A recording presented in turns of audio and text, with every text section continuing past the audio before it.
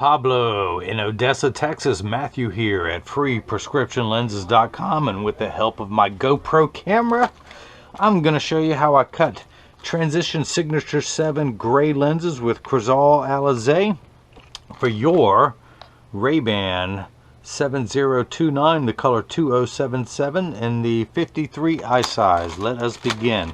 Let me take everything out of the original packaging that RayBan sends it to me in. Of course, this is your RayBan case, hard case, your RayBan cleaning cloth, and they ship it to me with a little plastic sleeve on the left temple to prevent the temples from rubbing together during shipping. I'm going to take that off. Of course, you're going to be receiving all the original packaging, including the 2 demo lenses, one of which it says RayBan. So let's go ahead and pop these out, and I can begin cutting your prescription lenses. I'm going to put your frame into the tracing element of my edger and hit the trace button. A stylus is going to pop up and it's going to trace the shape of the right side of the frame before moving over and tracing the shape of the left. Here at freeprescriptionlenses.com, where everyone loves a bargain and no one is disappointed with quality, you buy a genuine, authentic RayBan frame and you will receive free, clear, single vision prescription lenses or non-prescription fashion lenses. If you have vision insurance or flex dollars and you just want a really cool pair of Geek Chic glasses, you can purchase these as non-prescription, and my receipt has my federal ID tax number, so you can get reimbursed from your insurance or flex dollars. Of course, yours are prescription, Pablo, and you have upgraded to the Transition Signature 7 gray lens with Crizal Anti Glare. So let us begin. Your pupillary distance is 63, which is 31.5 in both eyes. And actually, hang on, let's go back. Just hit that button and we're going to do the minus button until it comes down to 31.5. Let's go ahead and get your lenses prepped. Your right eye reads minus 50, minus 2 at 85. We have got minus 50, minus 2. I'm going to spin the axis wheel to 85 on my Marco 101 lensometer. In fact, let me go ahead and mark your lenses for you. I'm going to take this one out, and this is the right lens. There's 2 ways you can write a prescription. One is in minus cylinder, which is the current way we do things. Years ago, they used to do things in plus cylinder. So that's why there's 2 different ways you can write the prescription. Go ahead and underline your left lens now. And let's go ahead and mark these. This is your right lens, and this is your left, and you will receive all the manufacturer's original packaging so you can verify that these are the real deal. Plus, it comes with a little protective sleeve over the front surface of the lens during shipping. Minus 50, minus 2. I'm going to put the power drum on minus 50. I'm going to put your lens into my Marco 101 lensometer, which is very dusty. Now would be a good time for you to look at all the dust along the top of this. I've got the sphere power located. I'm going to check your astigmatism correction. Find the optical center of your lens. Get everything dialed in perfectly. Minus 50, minus 250. Okay, we are good. Just with your astigmatism correction, I want to make sure everything is lined up perfectly. I'm going to put 3 dots on your lenses. Hey, you can actually see the third one. Let me check one thing. Yeah, everything's dialed in perfectly. This is your right lens. Come on, right. That is right. And let's do the same thing now for your left lens, which is take off the little protective sleeve, the laminate that comes on the front. This is only a 1/4 sphere, so I put this in. I don't have to rotate it because you have no astigmatism correction. Find the sphere power, everything looks good, and I'm going to put some dots on your lenses and just label this one L. Now, if your left lens, it literally can rotate. It doesn't matter which way it goes in there because you have no astigmatism correction. So, I'm going to bring this down here. This is your right lens. This is a block, or as I like to say, Jenny from the block. This needs to be attached to your lens while it is cutting. So I need to place a double-sided adhesive sticker onto each one. The bright green side is the sticky side. I'm going to stick that onto the first block, set that over there. Do the same thing now for the second block. We have a little magnet on the back. That's what that little silver button is. I'm going to pull the tape off to expose the sticky side on this side. We pull off all that extra paper there. The magnet's going to hold it in place. I'm going to use the 3 dots that I put on there. This one in the center, this blue cross, is the geometric center of your lens, but this little space is where your optical center is going to be. The middle dot goes there, and then the other 2 dots are going to line up on that straight line to know that it's oriented in there just perfectly. Hit that button. The arm comes down and places the block onto the lens. I'm going to do the same thing now for the left lens. Pull the paper off.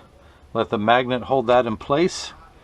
Get that dot lined up in there, and again, literally, this lens can rotate. It does not matter, but force of habit. I'm going to place that dot in the center and those two dots on opposite sides.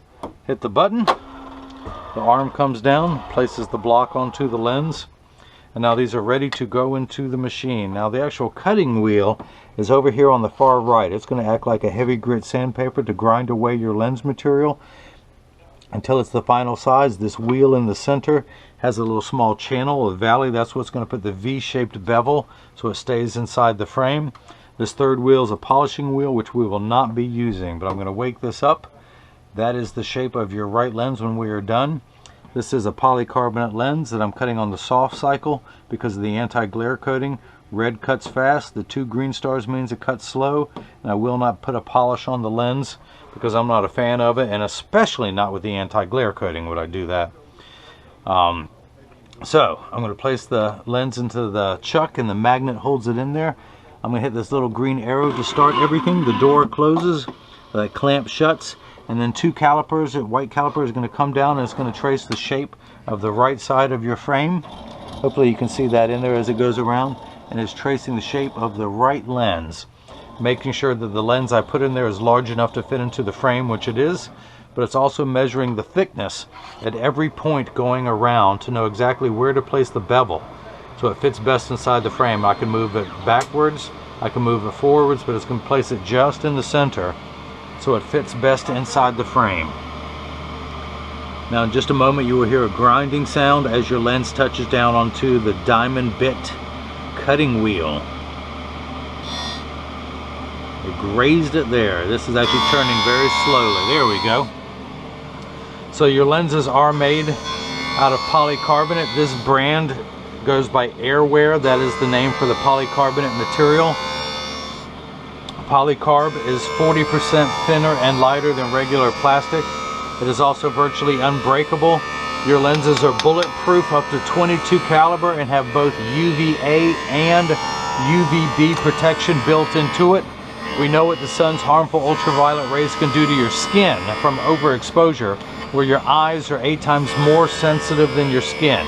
So you have permanent sunscreen for your eyes that never needs to be reapplied, unlike the lotions, creams, and sprays that have to be reapplied every few hours. Now, these are the Transitions Signature 7 gray lenses with the SPF protection of 25. It also has Crizal Anti Glare coating. I'll show you what the Transition does later on, but the anti-glare upgrade is 3 features in one. The first feature is it eliminates glare when driving at night, particularly driving at night in the rain, but from stoplights, street lights, computer screens, overhead fluorescent lights. The second feature is an anti-reflection lens, meaning that it eliminates reflection. Just like I said, when someone's looking at you, they're not looking at their reflection in your lenses.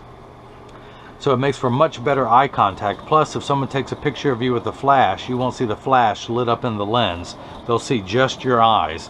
Then, of course, the third feature that I like, which is the practical side, that coating, it's a machine that costs well over $1 million to apply. It literally vaporizes 7 layers of that coating onto your lens. That's why it gives you a weird hue, because it's all 7 layers that have been vaporized on there. It takes 24 hours to apply. And so the lab wants to protect this investment, so it puts the hardest scratch coating that you can get on any lens to protect that very expensive coating and for what it does.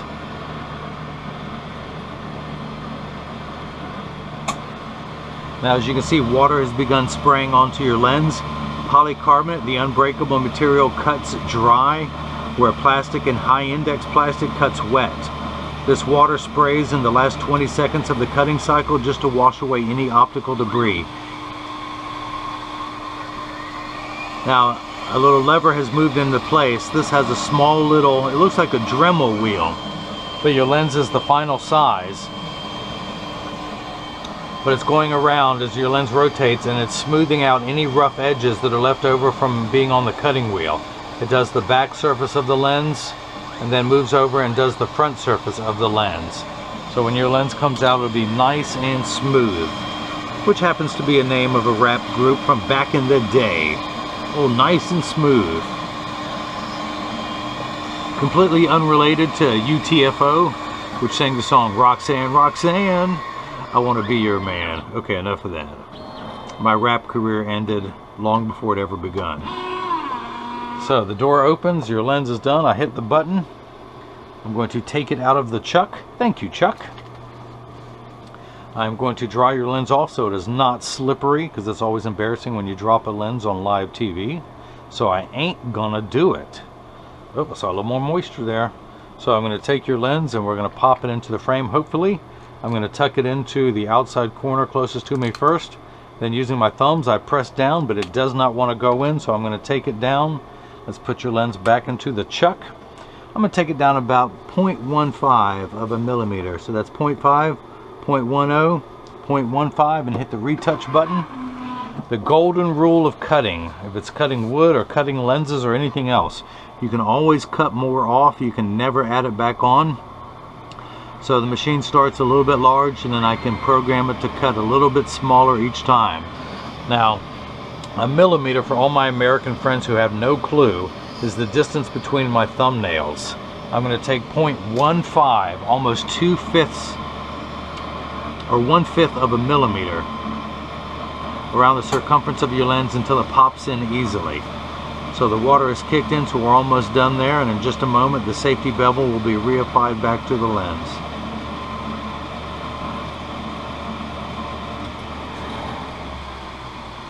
If I were to cut the lens too large and force it into the frame, that would cause your frame to stretch or to roll, as we in the business say. And if you can imagine this bevel in your frame being just like the gutter on your house, if your lens were in there too large, it would force your frame to roll outward and give you an ugly cosmetic appearance, and possibly risk having the lens pop out in a year, 2 year, 3 or 4 years from now. Because I'm a perfectionist and I cut every pair of lenses before they're shipped all over the world, I'm going to make sure they are perfect before anything leaves this luxurious laboratory of mine. Okay, hey, it's not the nicest, but it's home for me for 10 hours a day. Okay, so the door will open when it's done. We will take it out of the chuck and dry everything off, and let's go ahead and get it mounted into the frame. Let me just make sure that all the swarf is gone. There we go. So I'm going to tuck that in the outside corner, and then using my thumbs press down, and actually still does not want to go, so I'm going to do another 0.15. Let's do that. And now we're at 0.30. We're going to take 1/3 of a millimeter off, going all the way around. Now, a good friend of yours named Jorge got a pair of glasses, and he has a much stronger prescription, so I had to take it down to about 0.8 of a millimeter off. I don't think I'm going to need to do that with yours, because your prescription is not that strong.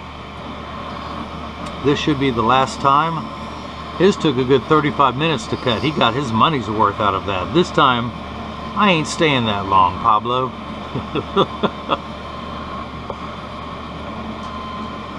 And of course, he got the transition extra active to get extra dark outside. You're getting the regular transition Signature 7 lenses with Crizal Anti Glare.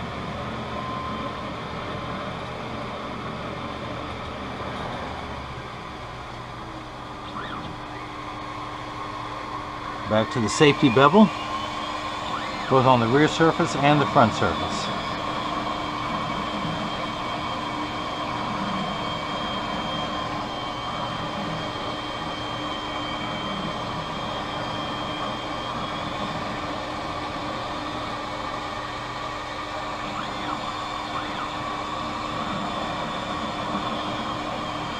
It's like looking in a car wash, doesn't it?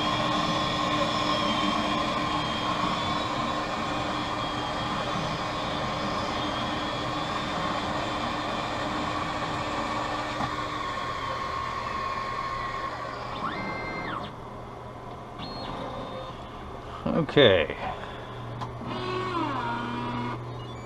Let's open that chuck up, take the lens out. Let's try mounting it again. And again, as always, tuck it in the outside corner first, then using the thumbs, push into the nose, and that goes in easily as I expected it would be on my second try. Let's dry everything off there. I'm going to leave that red dot in the center. And I'm going to, let me check one thing. Just make sure that that measurement was copied. Yes, 31.5. So I'm going to flip this over to L, which stands for the left. Place that in there. Hit the start button. Door closes, the clamp shuts. And this time the two calipers are going to come down. It's going to trace the shape of the left side of the frame to know exactly what shape to cut for this side.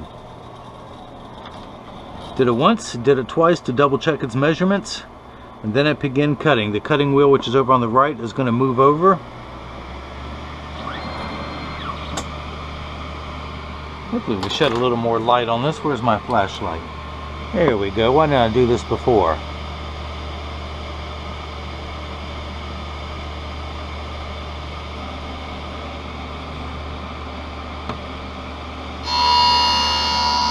So now we're just cutting. And since it is, I'm going to go ahead and continue to work on your right lens. Let's get your paperwork ready. Let's go back down here. And we're still on the 85, which is the axis for your right eye. I'm going to put it in over that smudged red dot. In fact, let me darken that a little bit more. I'm going to put it in and I'm going to read -50. Hopefully you can see that there, which is exactly halfway between 0 and 1. I'm going to spin the axis wheel to check for your astigmatism, and we're at -250, which is halfway between 2 and 3. The way your prescription works, the unit of measurement we use in the optical world is called a diopter and goes in quarter increments, and most of them are measured there. 0.25, 0.50, 0.75, 1, 1 1/4, all the way up well past 2. So your right eye reads, take my pen out of my pocket, -50, -2 at 85. You need 2 steps of correction for your farsightedness. Without, you are very nearsighted. Without your glasses on, you can see up close great, but you need these to see far away. But you only need 2 steps of correction. You need an additional 8 steps for your astigmatism. So most of your prescription is what we call astigmatic, and there is a stigma over the word astigmatism. It just refers to shape. You have one curve on your eye going this way, which you need 2 steps of correction. You have a second curvature going this way, which is steeper, and that's what makes everything blurry. This is why you have to squint to try and make out the numbers 6 and 8 or the letters P and F. This first number makes everything the correct size. Astigmatism, think of this as the fine-tune knob, and on a scale from 0 to 180, which is a straight line, we're going to turn that fine-tune knob to 85, which is almost at the vertical 90 meridian. We're going to keep it there about 85. 0 is here and 90 is in the center, 180 all the way on this side. So we're going to turn that knob to 85. Now your left eye is much better. Your right eye is the evil eye. Your left eye, you only need 1 step of correction.